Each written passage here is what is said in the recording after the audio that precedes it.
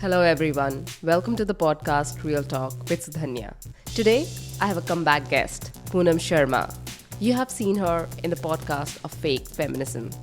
Poonam is a biotechnologist and she works for a big corporate in a leadership role. We speak about smashing the glass ceiling for people of foreign backgrounds or females. I hope whichever minority community you might belong to, this episode inspires you to smash that glass ceiling. Enjoy.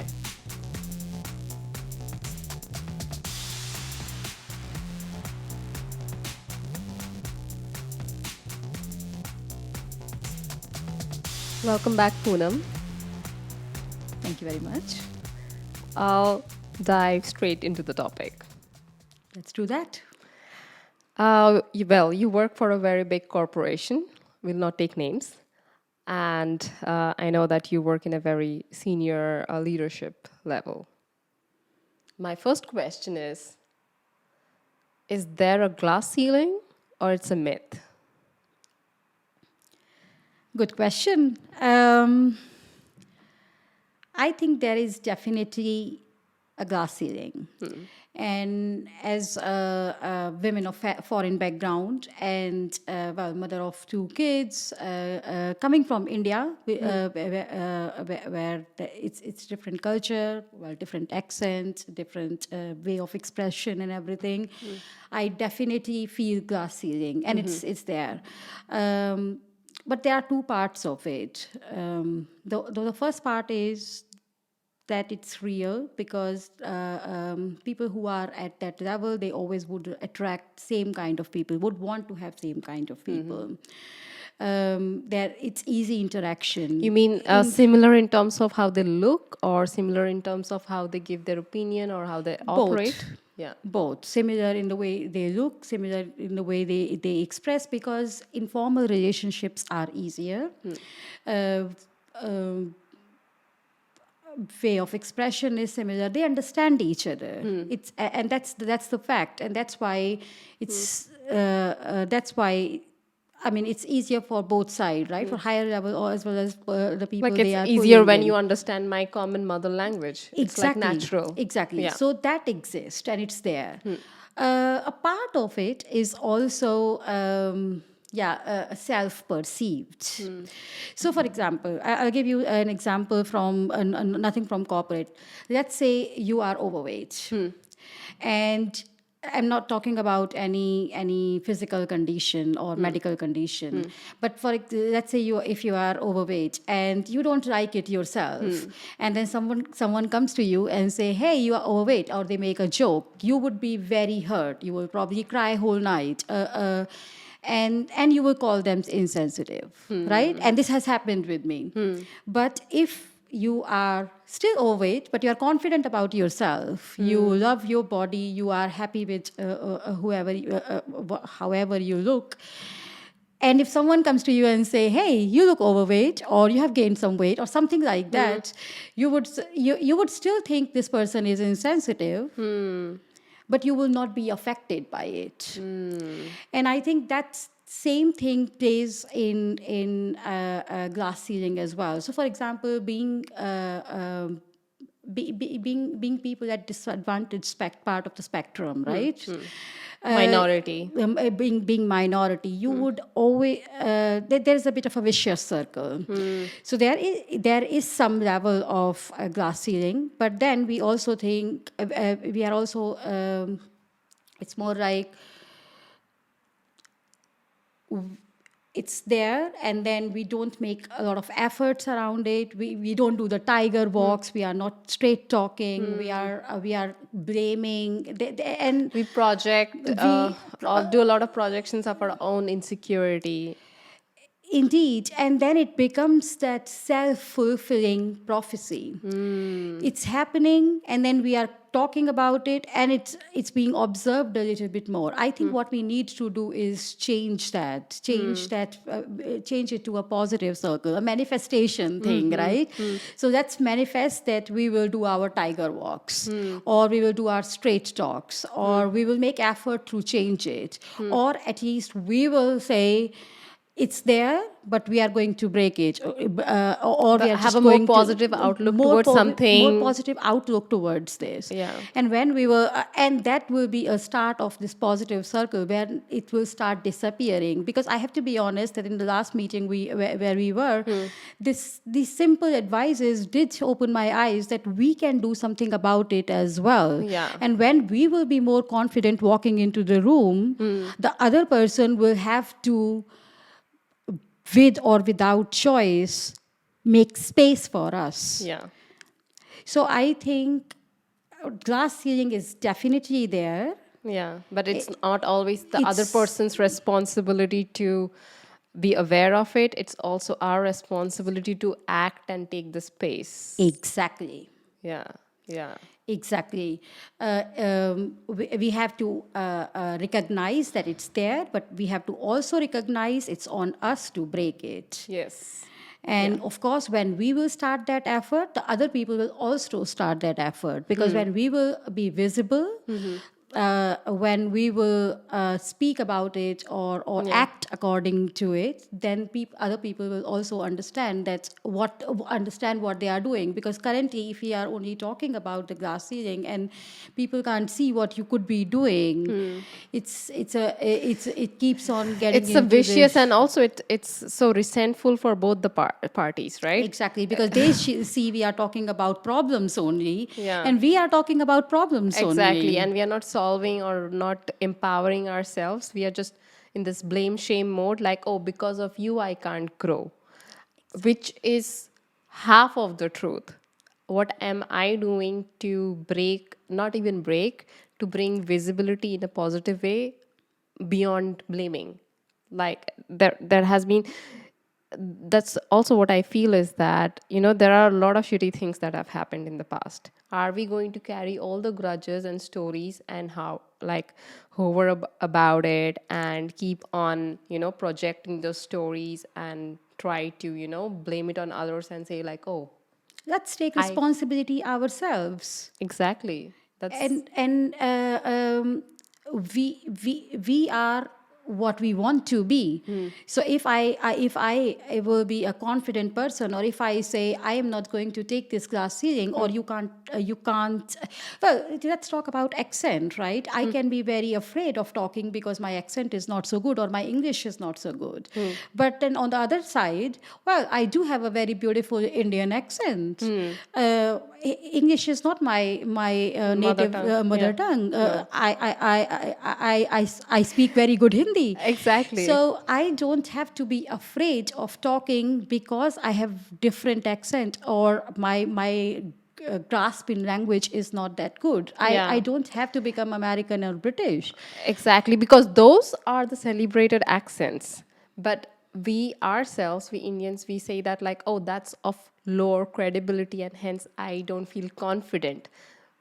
For me, I do believe in that. In, like, being Indian accent is also sexy. Whatever mother tongue influence you have, if you own it with, like, pride, it's actually your strength. Exactly. And this can be said about everything, right? It can be about accent, it can be about way of expressing. I mean, I might be perceived soft in some cultures. I might be perceived too aggressive in some culture, but that's what you are, and that's it's about being authentic.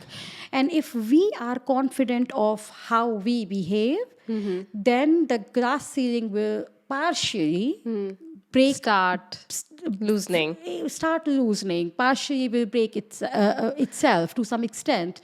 And of course, it is not to say that all the efforts are on me or you only, right? It's also, of course, the efforts needs to be made by the privileged part of the, or let's say the advantaged part of the society as well.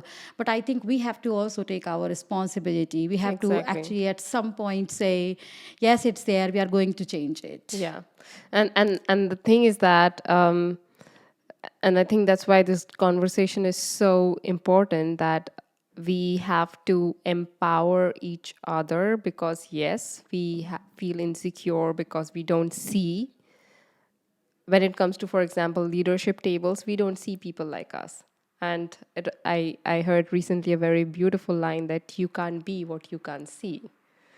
And hence, you automatically, when you walk into a leadership table where you don't see, for example, females or people of color or your own accent or your own style, where you might be a bit soft or you might be a bit relational, you already feel, inspired having great ideas, you might feel a bit reserved, and that shows up how you own the space. And the other party who has been like born and brought up and we say privileged, they are automatically confident because that's a very familiar zone for them. Uh, exactly right. I wrote a small post a while ago on LinkedIn, and it was a statement from my son, where he said, "I feel lonely." Not when people are talking about, and it's coming from 8-year-old, so it's not the very very fancy statement, but I feel lonely when people are talking about something which I haven't seen, done, or heard, because then I want to participate, but I can't. And I think this is very relevant with respect to what you are saying. So, for example, if you are entering a room where people are different from you, their experiences are different from you, their informal topics are different from what you are used to or what you would like to have your informal conversation about, then then the entry is very difficult. And when the entry is difficult, you might have something very nice and right to say, but then you hold back. And then and this can be with respect to anything. It can be with respect to informal conversation, which are actually the reason for progression, career progression as well. Career progression has very little to do with your technical expertise. Or the, It yeah. does. Definitely, you need to have technical expertise to move to next levels. But relationships are very important. Informal relationship, not formal, who is my manager, matters very little. Informal relationship, who am I hanging out in the organization, who are my sponsors, who are the people who appreciate my work or me, soft skills as well as hard skills. All of that is very important, and all these informal relationships are easier between people of similar interest, background, gender, Ethnicity. ethnicity, Yeah. etc. Yeah. And the thing is that now we are entering, not like it's already because of internet, because of globalization, because of big corporations. It's a beautiful thing that we can have people from so many backgrounds coming together, which means that we are also handling a bit more complexity. And because of certain, I would say, representations happening more at, for example, at the leadership level or at certain, I don't know, departments, there can be a bit skewed opportunities available, for example, for females or even people of color or anything other way around as well. Definitely, definitely. And well, I wanna say something about representation, right? And I fully agree that depending on the representation, the opportunities can be skewed, right? Yeah. About representation, it there is a certain amount of representation which is needed for any minority. And when I say minority, it can be on the basis of anything. It can be gender, ethnicity, Personality type. personality type, or anything. There has to be a certain level of representation for this minority to make any difference. For otherwise, it's only fitting in. Yeah. So, of course, you probably have heard about all those management school studies where we are talking about 30% reservation, 30%, because 30% is seen as the number that below that you are just fitting in. Yeah. And for example, I am in this kind of team where you could be representing a gender group or an ethnicity group, but then I'm most of the time just fitting Fitting in. in. Yeah. When you are above this number, then you can start contributing to the diversity of that group. So, for example, I have a few friends in some of the companies. I'm going to name those companies because those are positive examples of how it should be. So, for example, I have a friend at IKEA or Coty or Organon. Different type of organization. You know IKEA. You know Coty is a fashion brand, so it's a female centric company, and Organon is for women's health. So they Okay. make pharmaceutical products for women, women's health, and I hear that there they really have right type of women representation, sometimes even 50-60%, but also because of their being women Because the kind of product and services that they have. well, I can probably not, but other two Yeah. because of the type of products. And when you see this kind of organization or this kind of management team, then you see better chances of progression. Then you see role models. Then you want to stay. Yes, you have better representation, and hence your career experience is much different from what, for example, we experience, Exactly, which is because a very male centric. exactly. So for me, the role model there are no role models, right? Well, there are role models, but the role models Who look are like me, for example, or who are like my personality type. well, currently, I would say I wouldn't even say I have role models because I do appreciate a few people. It can be male or it can be female, but are they my role models? I mean, are their journeys same as me, right? Um, so maybe a little bit going back, right? The question about role model in the companies where we have this fitting in scenario, right, where there is not enough representation, and because whatever minority is there, it's only fitting in. I think it's whether it's male or whether it's female. It's because those females who are there, they are only fitting in. They are kind of male in the female body. I rep- I was going to say I represented that, but I can relate to that. Yeah, yeah. And that's why in these kind of organizations, um it's very difficult to find Role model. role models, Yeah. especially for person like me or us, Yeah. right? Because there are definite so average number of female in those kind of roles feel more aggressive than the average number of male in those leadership roles. I would rather call a male as my role model than female because I would connect more with the male Aggressive style. person. Yeah. The other way around, right?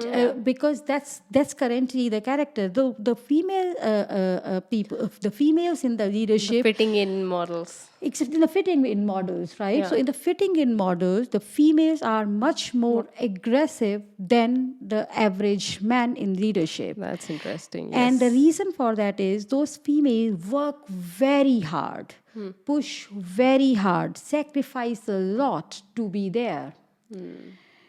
In comparison to men who are following the regular pattern. Right. So the chances of finding a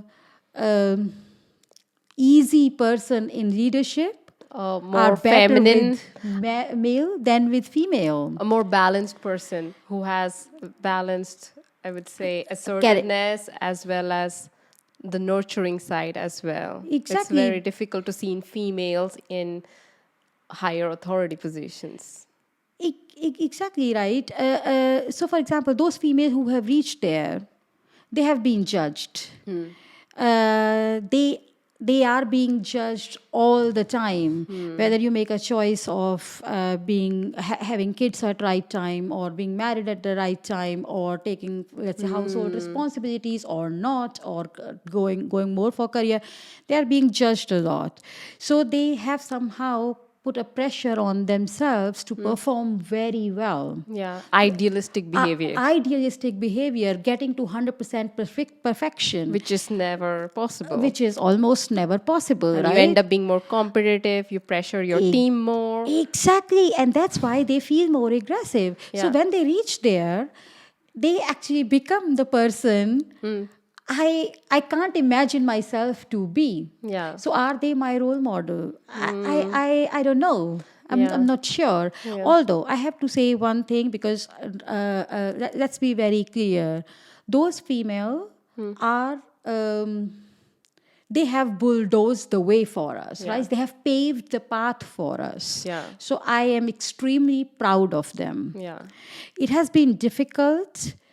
They have been badly judged, not an easy path to choose, Yeah. but they have paved this path, and I can it's see a. somebody So I have to give credit for exactly the credit visibility for that they this. have created for us. And now I think it is our responsibility to follow that path, but then to keep our feminine characteristics, Authenticity. keep our authenticity alive, and with that, make sure that when we are in that team or in that board or in that management team, we are actually being female, feminine female, Yeah. right? So then That there is will be an diverse. actual representation, and then there will be diversity. So just having two female in a group of 10 is Or not, different colors. It's not it's not representation. diversity. It's not You diversity. can say, oh, we have two women in our management team, so we have 20% Representation. Yeah. representation or diversity. I don't think No, so, that's because they fitting are in. just fitting in. Yeah. After that, Yeah. if those two female, of course, bring that diversity because they have been accepted in the right way without this whole process of fitting in, that could be different. Yeah. But for that, That's, two might not be enough. It has to be four yeah. for to speak up, to be able to And express. so my next question would be, how do we empower minority communities? And by that, I just not don't mean females, or maybe it's also ethnicity, people of color, or any neurodiverse, representation. How do we empower them from fitting in to owning authenticity in that table when they are in a position of power and they can claim the space, but they have to also be, you have to be extra courageous to be yourself in a table where who don't look, be, or are like you need some extra push, courageous. So what can we do to empower us or people like us who have those situations created? I'll say two things. First thing is what I already mentioned. We have to break this vicious circle. So we have to be more confident about ourselves, our personal skills, our professional skills, our looks, accent, anything else. And that's one way of empowering. It's also like leading by example, right? So if we do it, our next generation will do it, our next level will do it as well. So that's one way of doing it. Second part is the equity part. But before that, I think it's good to understand what kind of equity. So, for example, women in general. But one more thing. I don't like to use the word women of color. I would rather use the word women of foreign background. I think that yeah, I don't know why, but I find this word a little bit I don't know, Inclusive. non-inclusive, the Okay. women of color. So I would just call it women of foreign background. But women in general, whether by its body, by their body, or hormones, or childcare, or household, or the judgment we come across, we are on the disadvantaged part of the spectrum. But the people or women who come from a foreign background, they have a little bit more to it, right? Their families are not close by. They can be judged, like we talked about, based on the way they express. I can be too loud. I may be too loud for someone. I might be too soft. Sometimes about Asians they say, oh, they are too soft, they are too smiley. Yeah. Sometimes about Too Indians, enthusiastic. Indians they or African, they would say they are too enthusiastic or they are too loud. These kind of things you hear. So this is a bit of preconceived notions you carry, whether you are that or not, but you do carry this. Families are far away. Cultures are different. Like we talked about informal conversation. My informal conversation can be very different from Or is Bollywood? yeah, who is talking about Bollywood or cricket? Nobody, No. right? I might not know everything about football. Football, yeah. So those kind of things. So women in general are at the disadvantaged part of the spectrum, but women of foreign background have a little bit more to it. So that adds to it. Now comes the question of equity. Because we all know about difference between equality and equity, right? So it's not about giving same pair of shoes to everyone. It's about giving the right kind of shoes to each person. And I think so. One thing is we should have the confidence to speak up and come up ourselves, but on the other side, organizations also have to make right kind of effort to provide that kind of equity. Equity can be in terms of mentorship. So because maybe a person like me might need more coaching, more mentorship, sponsorship maybe. Yeah. Somebody needs to formally sponsor. Somebody needs to formally understand what I could be going through and what are the additional steps or additional coaching or additional Mental and emotional support that we Can be need to provided. handle a complex situation. Exactly. So Yeah. that could be an effort from Organizations. organization. Other than this, I think well, sponsorship we talked about. Communities, having, for example, women in tech, for example, you went to this event which I found it very empowering personally. Because we went to an event where I could see that, like, oh, it's just not me. Poonam is also going through it, or somebody else is also going through it. And we all speak about our community's own challenges, which is very empowering because then we can say, like, oh, I'm not the only one. Definitely, communities can help because it gives the feeling that you are not the only one, and there are and well, the point is not about knowing that I'm not the only one. The point is also about how did you solve this for yourself, and I think that should be the goal of this kind of community. So I also share the possibility of sharing authentic experiences. So, for example, if you are, let's say, one level higher than me, and it doesn't matter, right? It's not about hierarchy. But for example, if you have tackled a situation in certain way, it's good kind of learning for me to see, would it work for me? It might or might not work. But I have inspiration. But at least I have some tips. I have inspiration of what else could be tried. So definitely community, mentorship, sponsorship, and sometimes even time, right? Although it is all happening, right? So initially, for example, there were some people also talking about this. Initially, working 80% wasn't accepted, or it was part-time, but nowadays 80% working is almost becoming working full-time. Yeah. And this allows women to be able to balance their work and private, and I think that's a kind of Equity, yeah. and that shouldn't be there, because of course a man who has supporting wives, they would be able to work 100% and good for them, or even more, 50 60 hours if they need to.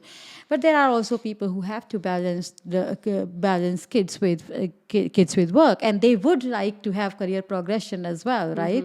Because it's not that I have to make a either or choice. And the possibility of working reduced hour and not being, let's say, penalized for it is a great equity. And I think more and more organizations are moving towards it, especially in Netherlands. I see it. I'm not sure about a global Other situation, countries. other countries, but I see this in Netherlands, and I think that's perfect. So Yeah. though that's also an example of Yeah. equity. So yeah, I think mentorship, sponsorship, communities, understanding the work life balance. Um, It's companies are also giving these care leaves to help with your parents. I yeah. recently encountered this for myself, and I got this possibility, and I think all of that is our It's efforts in going right towards the direction. positive direction, although I feel there is a very long way to go, very, very long way to go. But there is, at least we are talking about it, we are speaking up. There is right kind of education that will bring the awareness to change the systems, because still we are a lot fitting in. That is true. Yeah, and because now we are also men, women, like feminism. We had an earlier episode on feminism, but coming back to that, it's not about equality there, because there we spoke about like having equal opportunities, but it's also having equitable opportunities and also having systems that support feminine style of living, which it's not gender based, but like also having more accepting, more from I more call it like moving from competitive to more collaborative work styles, or even social styles as well, because we have both worked for consulting, which I think consulting is a I have to call it a bit of exception in that yeah, regard, right? yeah, So indeed, consulting is a little bit different in this regard, because there the competitive behavior is somehow rewarded. yes, And also by the nature of it, actually, you work for a client, your next goal is to get a new more money, more from the client, yeah, new project, new client. It's always about winning a getting new more, thing. more, more. And also when you are working for a client, you are not just trying to get things done. You are in this process, right, where you are first impressing for the next job. So consulting by nature is a bit more competitive.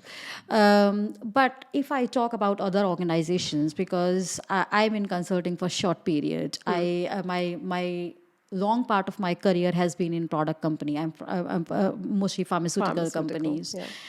I would say there is definitely much more collaborativeness. Um, is of course at higher levels it's a bit different. So in any organization, as you move higher, you The are more pyramid the gets, pyramids get sharper, yeah, right? The competition increases. Also, number of hours you have to work increases, and sometimes it's difficult to balance things, and most of the time the person who drops out are female. So that does happen there as well. But the level of competitiveness is definitely different between consulting a world or tech world, so to say, yeah, even and the non. most of the other world. Yeah, yeah. So Yeah. yeah, so I have seen like most of my career the competitive side, and that by nature made me fitting in competitive style. But in general, I feel like I don't like to be competitive, because it's like only I delivered this much. But if I Yeah. am more collaborative, actually I can work for a bigger goal, and I feel more holistically satisfied, possibly. Um, That is for sure, and that's also the feminine nature, That's a right? feminine style. To be collaborative, Yeah. and that's what and that's why I mentioned organon, because I have some experience of working in organon. It's primarily, well, I shouldn't say that primarily, but the leadership, as well as at lower levels, maybe lower is not a right way of saying it, but in hierarchy, if you see The operational the teams. operational teams, their equality has never been a problem, right? Their You have the opportunities. representation has always been equal. So Most that's of the not. industries, yeah. It's most of the time at the higher levels where you see this Yeah. kind of disparity coming in. Yeah.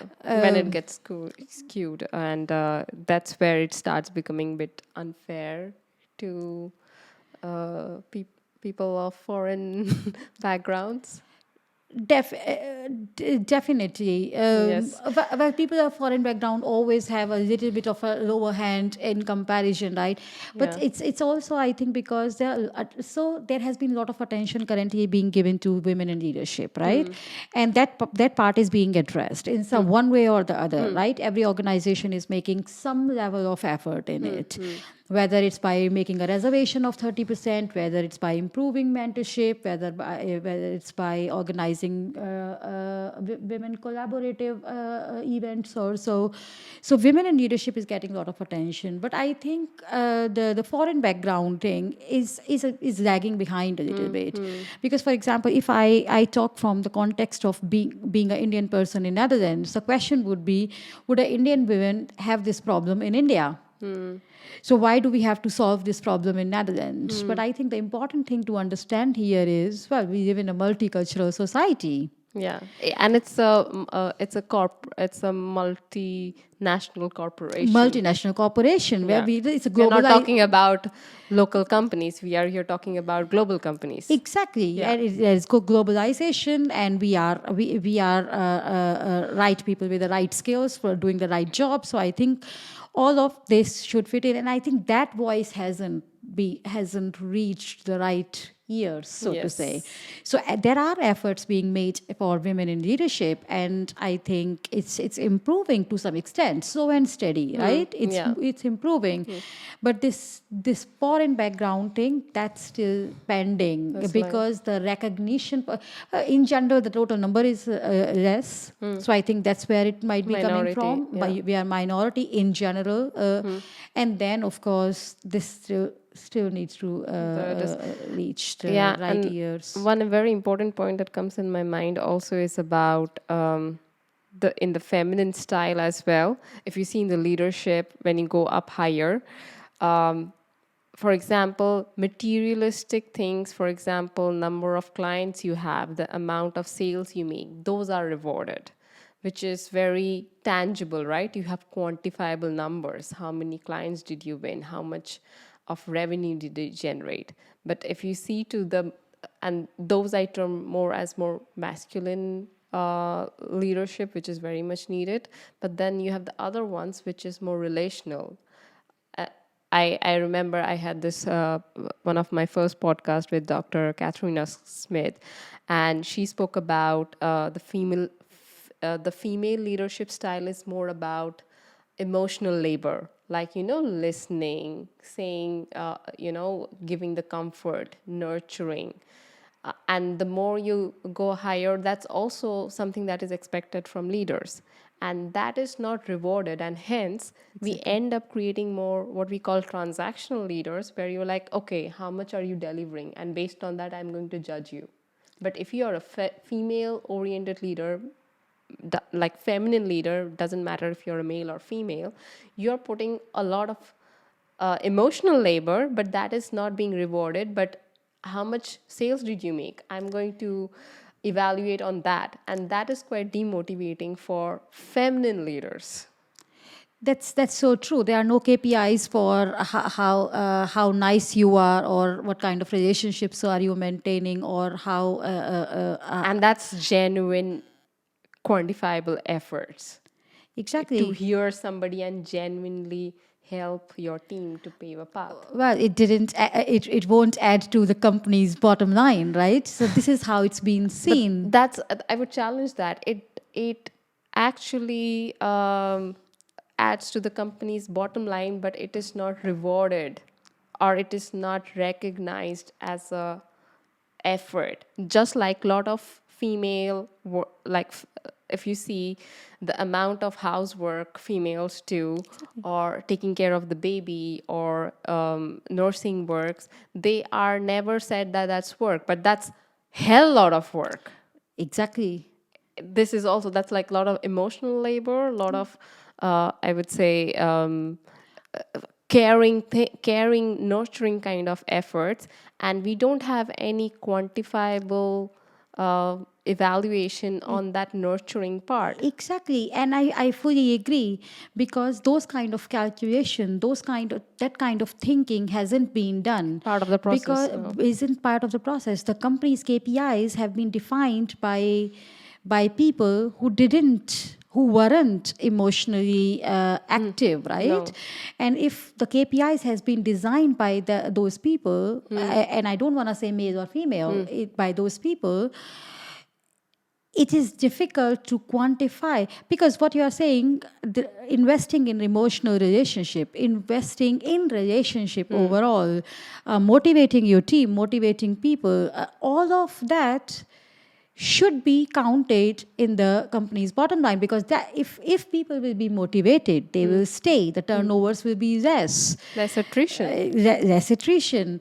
And if people will stay, people will gain experience, they will be able to perform better, whether it's for client, whether it's for company They will feel itself. more seen. They will feel more seen. And if they are happy, they will be more efficient, better productive, productivity, yeah. right? All of this, there are tangible, so there are direct KPIs. I made a new client, this is what I brought, this is the sales number, this is the revenue number, right? That's very simple. But I think there are some intangibles which brings value in cascade, and that's currently the feminine not the side. part of KPIs, and that's why they are not calculated in bottom line. And for company, if something doesn't contribute to the bottom line, it's not there. And that's why I feel that awareness and this conversation is so important, that when you are in those powerful positions, and I know a lot of males also put a lot of emotional labor, they also do a lot of non-tangible work, but they don't show because it's of no value. But some leaders are naturally good at it, but you have to bring it to the power tables and say that like this is work too. It's not always about the revenue numbers, the intangible side. And then we come back to the same point of representation. Exactly.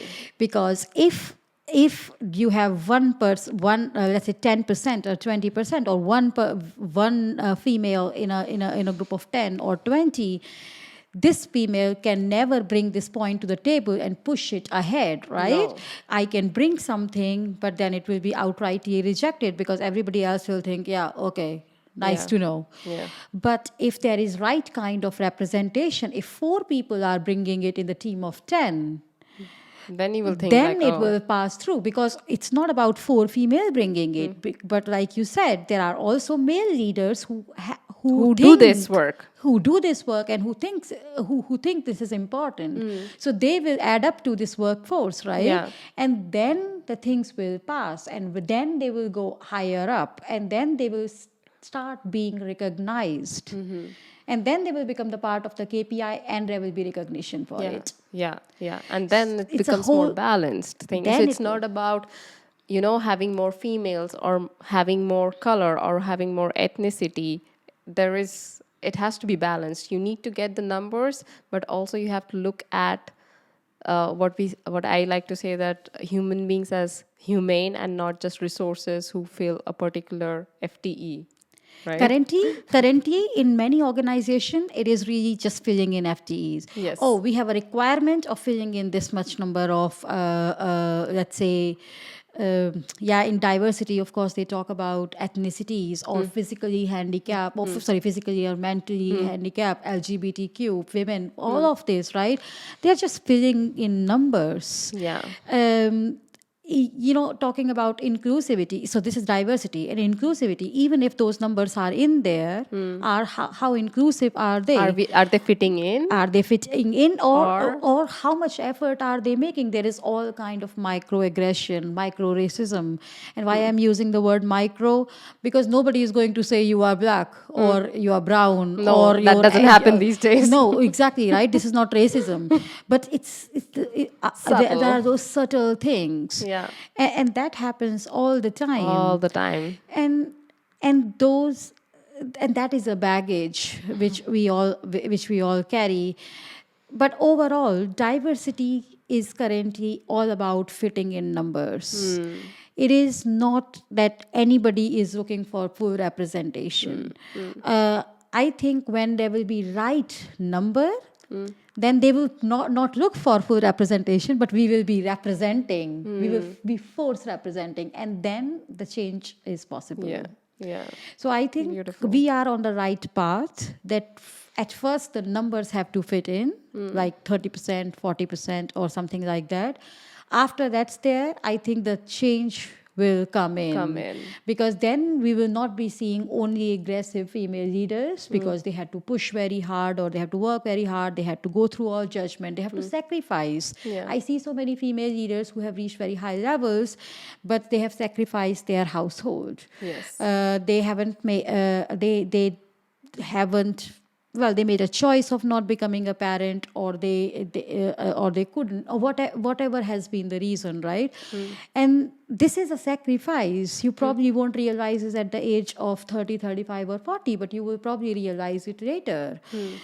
And if we get that kind of representation, if the feminine characteristics will start being rewarded, or being put in the KPIs, I think those sacrifices won't be needed.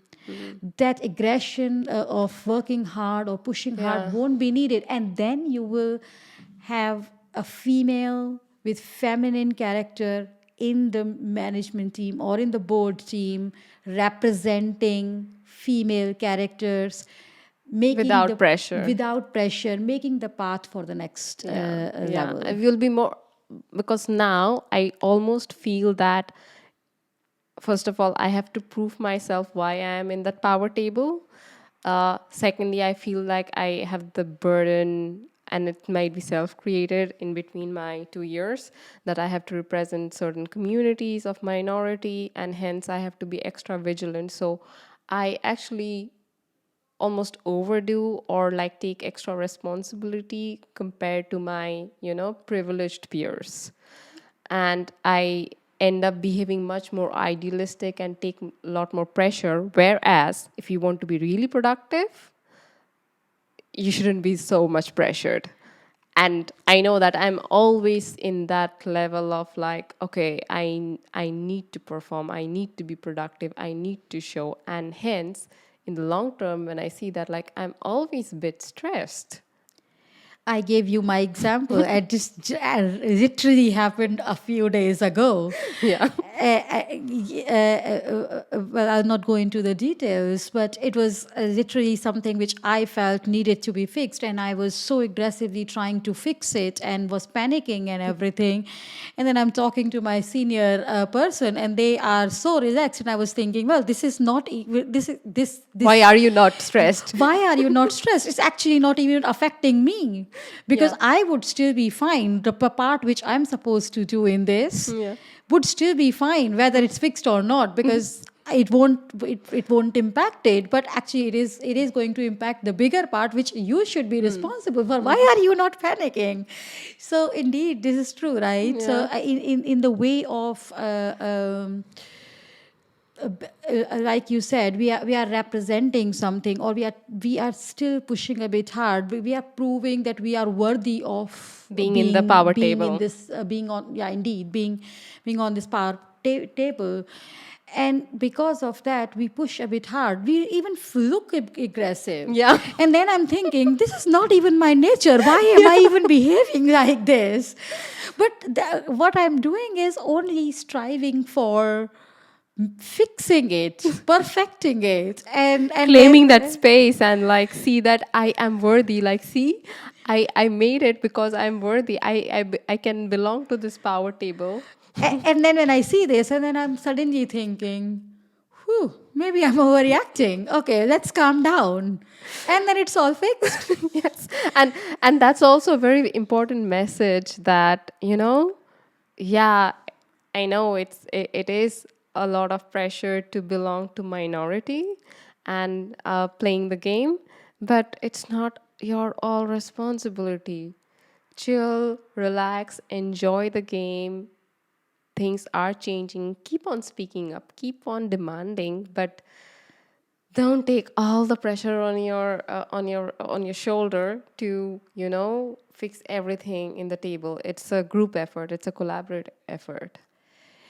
And indeed, and I have to say from my personal example, there are times when I understand this, but there are still times when it's difficult because there is a long term conditioning in us. And it can be coming from our professional background or our career, how what we have experienced till now, but also from personal, right? So if you succeed, there's a positive judgment going on. If you don't, there is something else going on as well. So I think on one side you can be very knowledgeable and smart about this and say, hey, I am going to follow my path and I understand this is of importance, this is of not.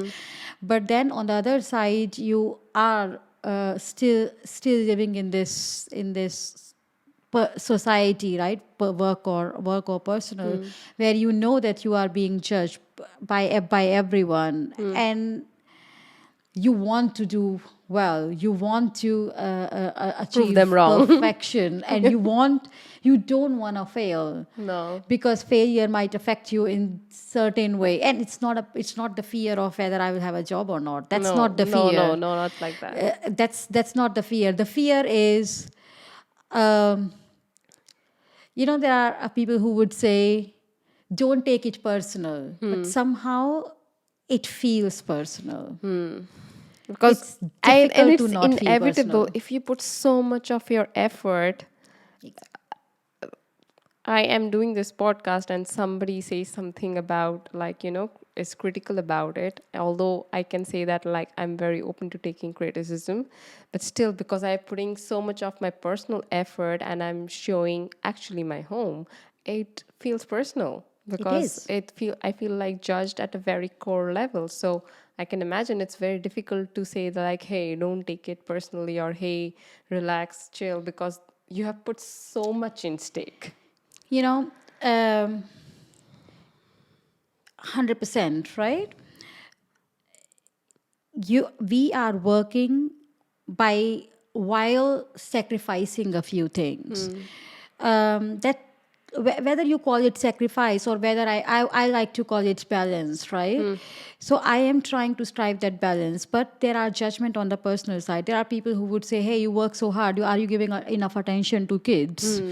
Oh, well, your husband has to do a lot. These kind of comments are so regular in this society, does happen. And then at work, if something goes wrong, see, it's not about that I'm panicked, oh my God, how can it go wrong? I'm so smart. That's not the thing. You are being judged on both sides. Whichever side you fail, it's a bit of a problem. So it is all personal. I when I'm spending my 40 hours at work, it becomes personal because this could have been my kids' time. But I'm making that effort there and I'm trying to do something well. And if it still goes wrong, Yeah. it does feel like personal failure. Of course, you have to remind and re-remind That yourself, it's not calm one down. person running the whole organization. Exactly. I am just part of it. And this is what I said to you. You, in the end, sit back and think, yeah, maybe I overreacted. It's Yeah. fine. Yeah, yeah, Yeah, yeah. it is. Forgive yourself for Yeah. overreacting.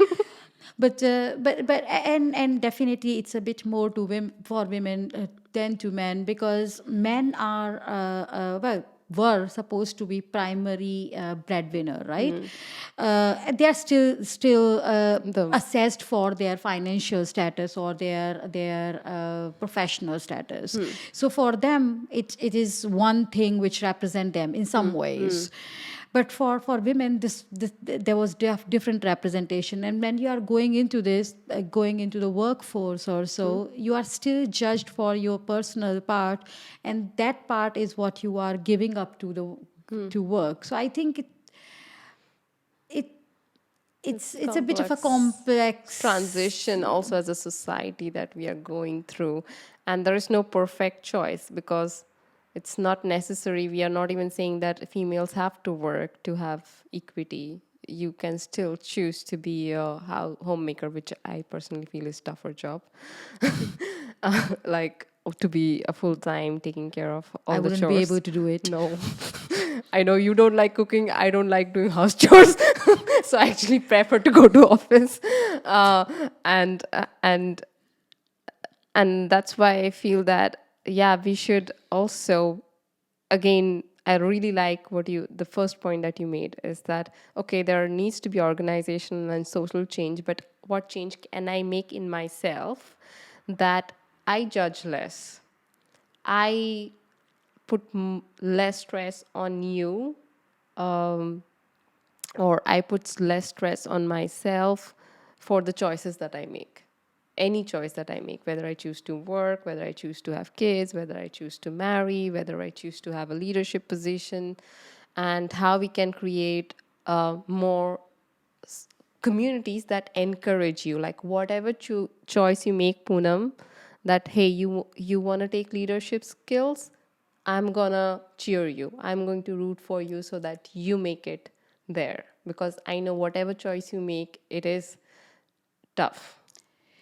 And we are a little bit further from that, right? Uh, so so we talked about sisterhood, right? And I have to say that women are really good at sisterhooding. Um, when it comes to personal life, Yeah, right? personal. So we are there for each other. We love each other. We have fun together. We give each other crying the shoulders to Shoulders. cry, Yeah. right? We stand for each other when there is something wrong going on. Men don't do that. No. We are very good at Intimate. sisterhooding. Yeah. We are intimate. We when it comes to personal thing, we celebrate each other's personal milestones. Yeah. When you are getting married, your excited friends group comes in. You Yeah. are having children. You're going buying a new house. Yeah. You we are very good at cheering each other. But when it comes to Professional. Yeah. professional, it's different. And the reason for that is there are two groups, and then everything in between, of course, right? There are professional achievers, so female professional achievers who have worked hard, sacrificed hard, and then they reach here. And then there are homemakers who have taken a supporting duty. I'm going to support my kids, I'm going to support my husband, and I'm going to run the household. And then everything in between, right? So, well, we are not talking about 100 or 0%, but we are talking about somewhere More in in between. between. And the thing is, depending on the context and depending on who is talking to whom in the spectrum, there can be a lot of push and pull. Right? A professional person might be pulling, let's say, someone on more household spectrum to come up and be more independent, or financially independent, emotionally independent, or so forth. On the other side, there can be also pull where a professional person is being, let's say, let's use a positive word, will be motivated or shown. Well, it's difficult to use a positive word here, but that you should be focusing on your kids or household more, or it's Yeah. being suffered, or so all of this. So there's a bit of a push and pull, and because of that, the sisterhood is a bit difficult. So that's number one. Number two is there is certain level of professional networking, but we discuss a lot of emotions, issues, our levels, our challenges. I think what is missing is professional networking. So I have, well, lucky me, I have many friends working at similar levels as me in very big Diverse, organizations. I can literally say almost all big organization, say the name of all big organization in the And you have Netherlands, somebody. and I have friends there. Yeah. And I'm talking about personal friends, right? And of course, they are all doing it really good and everything. But if we will start working, if we will start having the business networking conversation, that would be nice, right? So instead, well, it is good to understand each other and support each other emotionally, or what kind of issues are we having. But then the second part is emotional, the business networking. What is your company doing? Technical parts. We understand each Yeah, other, right? yeah. We all are Like we a- all are professionals. We all have those kind of technical or business levels. What are our companies doing? What are the challenges? How Yeah. can we bring each other together? How can we collaborate? How can we bring each other in our own organization Like to build their on our next competencies. based on the competencies? What Yeah. could be based on their ambitions, right? Yeah. That is. So I think no, I shouldn't use the word instead of, but in addition to support and understanding for the professional part, we should also, the networking events or the networking should also be about sponsoring and collaborating.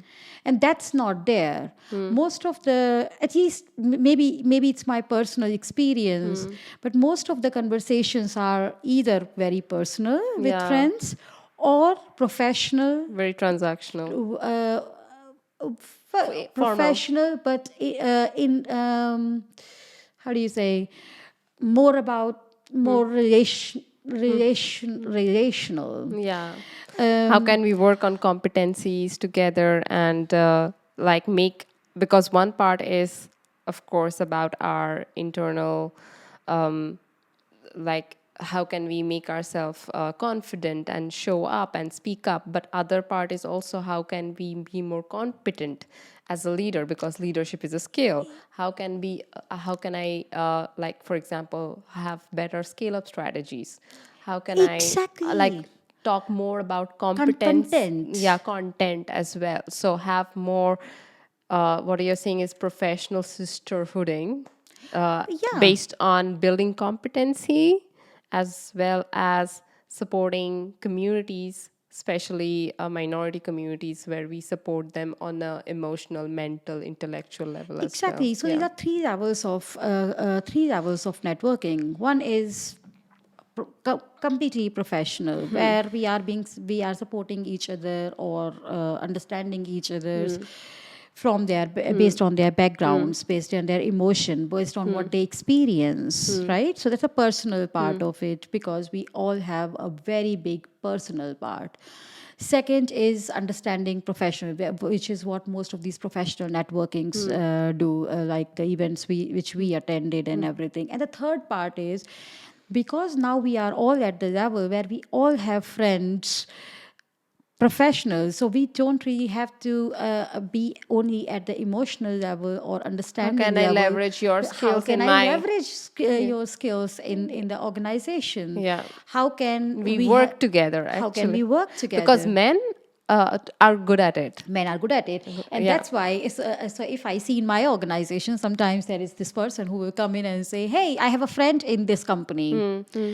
And then it's very easy to start one conversation, and then and these kind of conversation doesn't happen with women. Females, no, they are not seeking professional helps from their personal networks. Because they are also less confident. Yes, yes. They are not sure if they will be able to make that kind of impact there in their own organization. And I think that's where the lag is. That's what we need to work on. Yeah. That's what we need to work on. So, for example, if me and you are talking, we might not have that kind of decision power yet.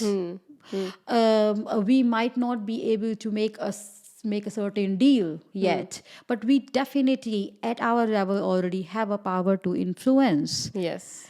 And that's not yet recognized by us. No, as females or minority communities, why don't we leverage our communities for professional competencies and having more visibility and supporting each other in professional networks too? Exactly. Yeah. And so I think every level is important, but we have to, because that the personal support thing is very ancient, right? They are very natural at it. That's very natural, and that's very ancient. And it should continue, because women also need a little bit More more emotional support, right? But now that this transition is happening, more and more women are moving towards corporate or entrepreneurship or so Political forth. roles. Political roles and so forth. So now we do not have only family duties, kids duties, or doing household, social right? duties, business duties. We have those. So now the conversation has to move towards that as well. But like I said, there are still those two groups and everything in between. And depending on who you are talking to, or what is the context, we are still at that emotional or personal level. We have to go a little bit and up. start sisterhooding for professional leverage. And when we will be doing it, we will be more and more recognized in our own organization and in other organization, in Very others' good organization point. as well. Yes. Yeah. And that will also help us going further in our own organization, because if I bring something coming from my network, and this was the discussion we had just Friday, right? Yeah. Well, men do networking, we can also do. Yeah, we can. But if we are only talking about, oh, your situation is same as me, Oh, let me give you a crying shoulder. then It's not always about that's- crying. Yeah. Exactly. Then we are never going to reach there, right? Yeah. Then the glass ceiling will remain, and Exactly. if we really won't need to challenge the glass ceiling, we also need to start leveraging our. Yeah, that's like really beautiful. I'll keep it in mind for my I'll really I like to network for professional reasons and taking advantage, but keeping in mind the sisterhood angle and supporting other females where we can influence each other's career as well. That's like very powerful move. And that needs to be, right? Yeah. Because for example, it's so if I go to well, it's difficult to talk without naming sometimes. So, for example, I'm from a pharmaceutical background, and I do know many females in powerful positions in those in those companies. industries, yeah. Well, they might not be my friend. I'm talk. Well, there are two angles to it, right? One is the angle of friends; those are my friends. So I should be They able are to first personal, then professional. exactly, first personal, then professional. But this barrier has to cut down. This has to stop when we say, oh, this is my personal friend, because you are not a personal friend. You are personal and professional because you have you spend more than your 40-50 hours being professional. Exactly. So you understand my language. And I might need your help, which I'm trying to look formally, but because you are in my anyways personal network, why don't I knock your door for getting Exactly. professional help? Yeah, but that hasn't been there because there is still no recognition for it. We are still pushing and pulling. And when this push and pull will stop from those two different groups, so to say, or at the extreme, then we will start realizing that you are one full person. Which who can provide me with the emotional support I need, or a nice conversation, a fun evening. But you are also a professional who is extremely smart at what you do and work at a very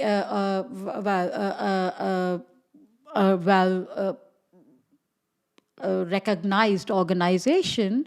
And then how can we also leverage skills? Right. And this is not with respect to one or two types of conversation, because there is relational, and we are good at it, and there is transactional, which is also important, because when we talk about glass ceiling, see, when we talk about just sisterhooding, all well. Yeah. But when we started this conversation with glass ceiling, right? If our goal is to break the glass ceiling, we don't only need emotional support.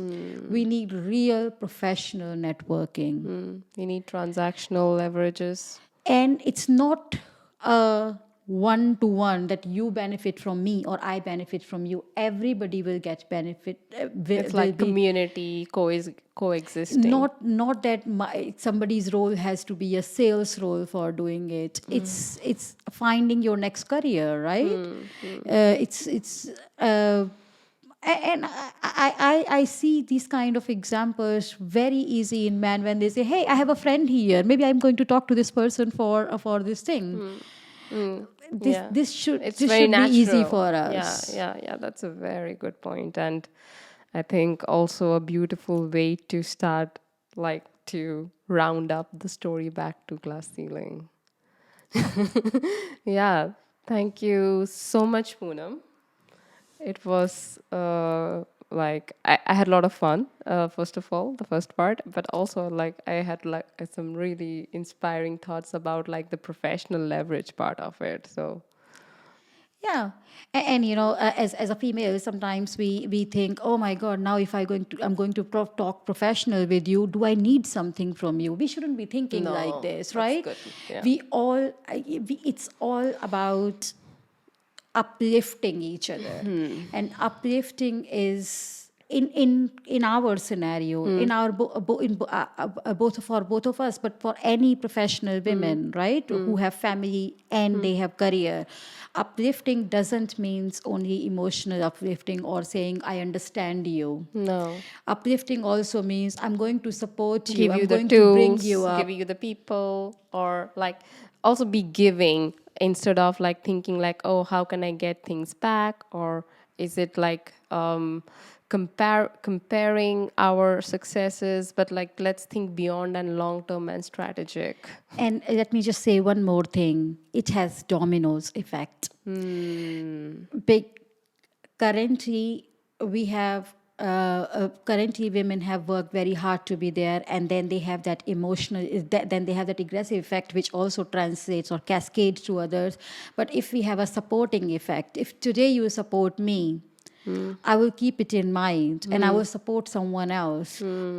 And if we can have a professional conversation, tomorrow I won't be hesitant in having professional conversation with someone else without being judged that, oh my God, she only talks work. And then next, and then next. Yeah, we'll be more comfortable in our skin being this whole all-rounded person that we are great at relations, we are great at our work, but also we are as a community, as a cross community, maybe from diversity, like I would say minority angles or professional angles, we can actually be more comfortable in our multidimensionalness.